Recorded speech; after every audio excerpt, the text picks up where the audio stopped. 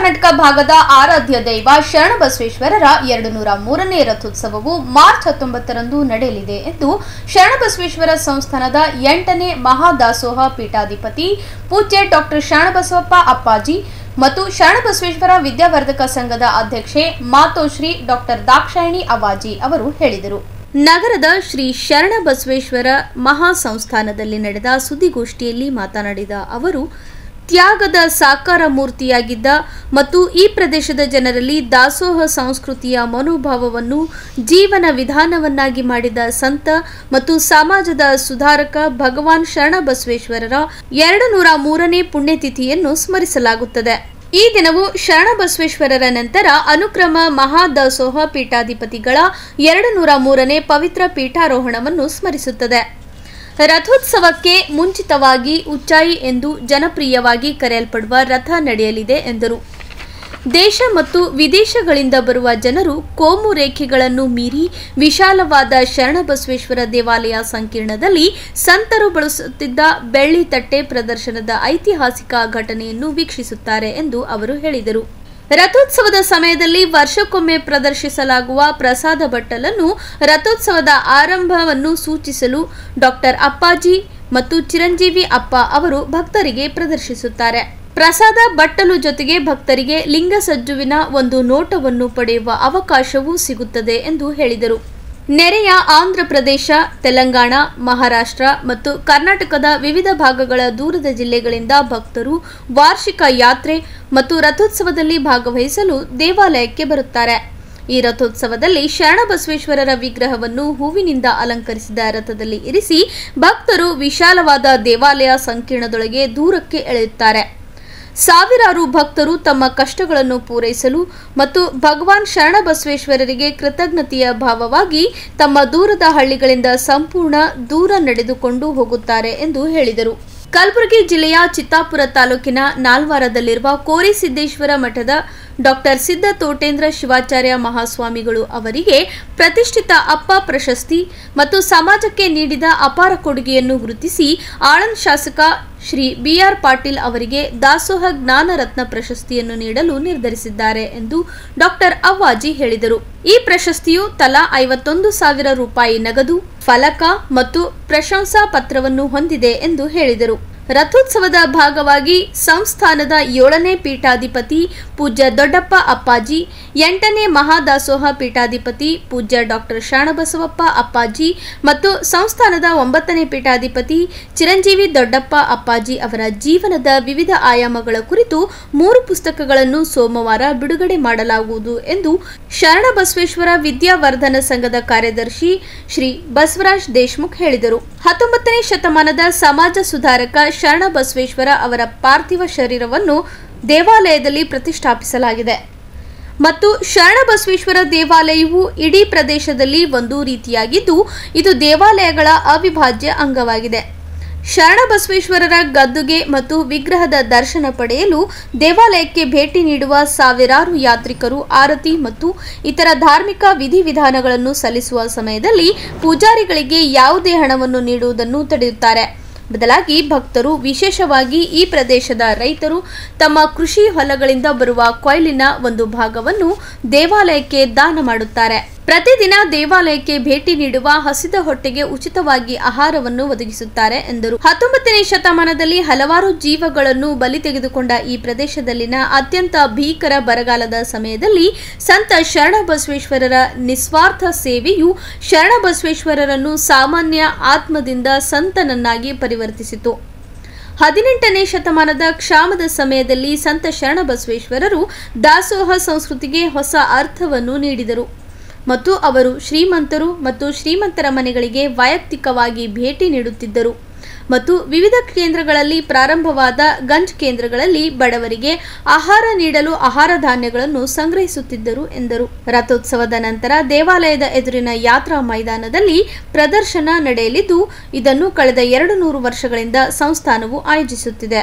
ಇದರಲ್ಲಿ ದೇಶಾದ್ಯಂತ ವ್ಯಾಪಾರಿಗಳು ತಮ್ಮ ಮಳಿಗೆಗಳನ್ನು ಸ್ಥಾಪಿಸುತ್ತಾರೆ ಮತ್ತು ಮಕ್ಕಳು ಉತ್ತಮ ಸಮಯವನ್ನು ಕಳೆಯಲು ಆಟದ ಕೇಂದ್ರಗಳಿಗೆ ಪ್ರತ್ಯೇಕ ಸ್ಥಳವನ್ನು ಕಾಯ್ದಿರಿಸಲಾಗಿದೆ. ಈ ವರ್ಷದ ರಥೋತ್ಸವದ ಮತ್ತೊಂದು ವೈಶಿಷ್ಟ್ಯವೆಂದರೆ ಭಗವಾನ್ ಶರಣಬಸವೇಶ್ವರರ ಜೀವನ ಮತ್ತು ಕಾಲದ ಕುರಿತಾದ ನಾಟಕವನ್ನು 3 ದಿನಗಳವರೆಗೆ ಪ್ರದರ್ಶಿಸಲಾಗುವುದು ಎಂದು ಹೇಳಿದರು.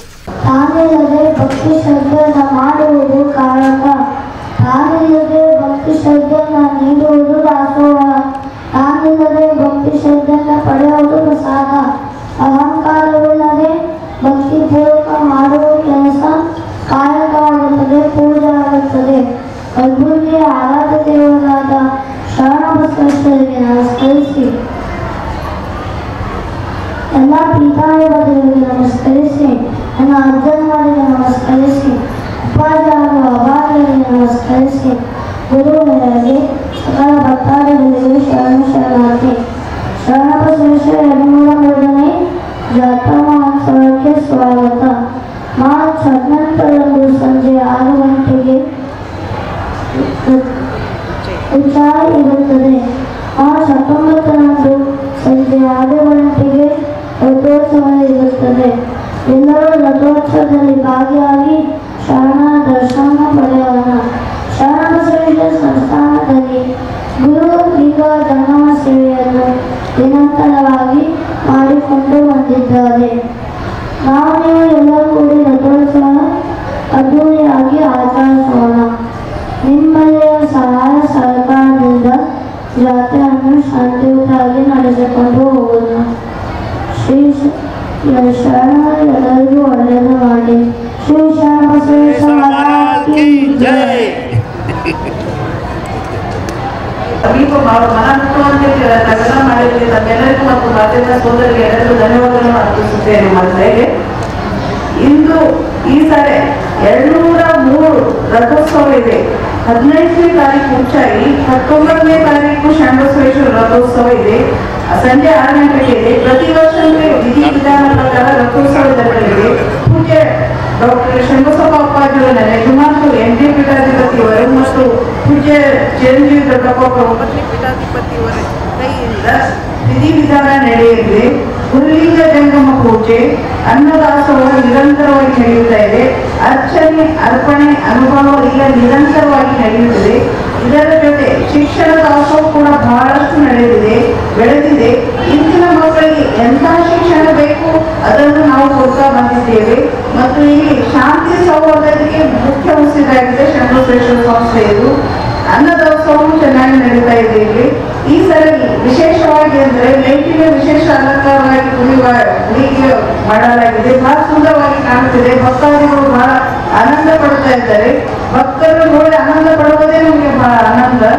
ಇಂದಿನ ಬೇಸಿಗೆ ಕಾಲದಲ್ಲಿ ತೊಂದರೆ ಆಗಬಾರ್ದಂತೂ ಫಿಲ್ಟರ್ ಕೂಲ್ ಆಗಿರುವ ತಂಪಾದ ನೀರಿನ ವ್ಯವಸ್ಥೆ ಕೂಡ ಮಾಡಲಾಗಿದೆ. ಮತ್ತು ಪ್ರತಿ ವರ್ಷದಂತೆ ಸಾಂಸ್ಕೃತಿಕ ಕಾರ್ಯಕ್ರಮ, ಪುಸ್ತಕ ಬಿಡುಗಡೆ, ಪ್ರಶಸ್ತಿ ಪ್ರದಾನ, ಭಕ್ತಾದಿಗಳ ಸೇವೆ, ಶರಣರ ಸೇವೆಯಿಂದಲೇ ನಾವು ನಡೆದುಕೊಂಡು ಬಂದಿದ್ದೇವೆ. ಸುಮಾರಾಗಿ 400 ದನಗಳ ಗೋಶಾಲೆಗಳನ್ನು ತೆಗೆದಿದ್ದಾರೆ. ಮತ್ತು ಜಾನಪದ ಸಂಸ್ಕೃತಿಯನ್ನು ಬೆಳೆಸಿಕೊಂಡು ಬಂದಿದೆ ಸಂಸ್ಥಾನ ಕಡೆಯಿಂದ. ಹಾಗಾಗಿ ಡೊಳ್ಳು, ನಂದಿಗೋಳು, ಪುರಂದರು, ಜಾನಪದ ಕಲೆಯ ರೂಪವಾದ ಅನೇಕ ಪ್ರದರ್ಶನಗಳು ಇಲ್ಲಿ ಜಾತ್ರಾ ಕಾರ್ಯಕ್ರಮಗಳು ನಡೆಯುತ್ತೇವೆ. ಎಲ್ಲ ವಿಶೇಷವಾಗಿ ಸಾಹಿತ್ಯ ಮತ್ತು ಸಂಗೀತ ಮತ್ತು ಎಲ್ಲ ಸಾಂಪ್ರದಾಯಿಕ ಜಾನಪದ ಎಲ್ಲವನ್ನೂ ಪ್ರೋತ್ಸಾಹಿಸಿಕೊಂಡು ಮಾಡ್ತಾ ಬರ್ತಿದ್ದಾರೆ ಸಂಸ್ಥಾನ ಕಡೆಯಿಂದ.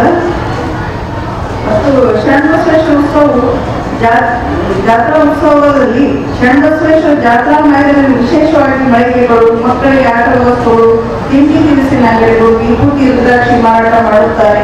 203 ವರ್ಷಗಳಿಂದ ಈ ದಾಸೋಹನಲ್ಲಿ ಪೀಠಾಧಿಪತಿ ನಿರಂತರವಾಗಿ ಈ ಕಾರ್ಯಕ್ರಮ ಮಾಡಿಕೊಂಡು ಬರುತ್ತಿದ್ದಾರೆ.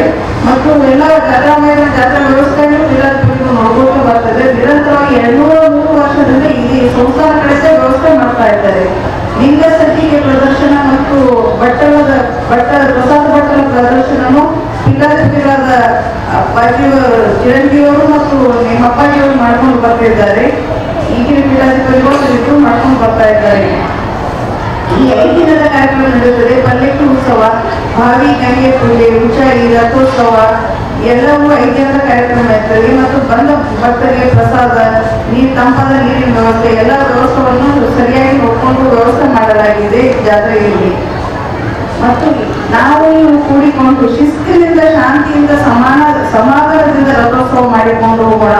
ಭಕ್ತಿ ಮಾಡಿ ಶರಣರ ಕೃಪೆಗೆ ಪಾತ್ರ ಸದಾಶಿವ ಆಶೀರ್ವಾದ ತಮ್ಮೆಲ್ಲರ ಮೇಲೆ ಇರಲಿ, ಎಲ್ಲರಿಗೂ ಒಳ್ಳೆಯದಾಗಿ ಈ ನಾಡು ಸಮೃದ್ಧಿಯಾಗಿ ಅಭಿವೃದ್ಧಿಯಾಗಿ ಶರಣರ ಕೃಪೆಗೆ ಪಾತ್ರರಾಗಲಿ ಎಂದು ನಾನು ಪ್ರಾರ್ಥಿಸುತ್ತೇನೆ.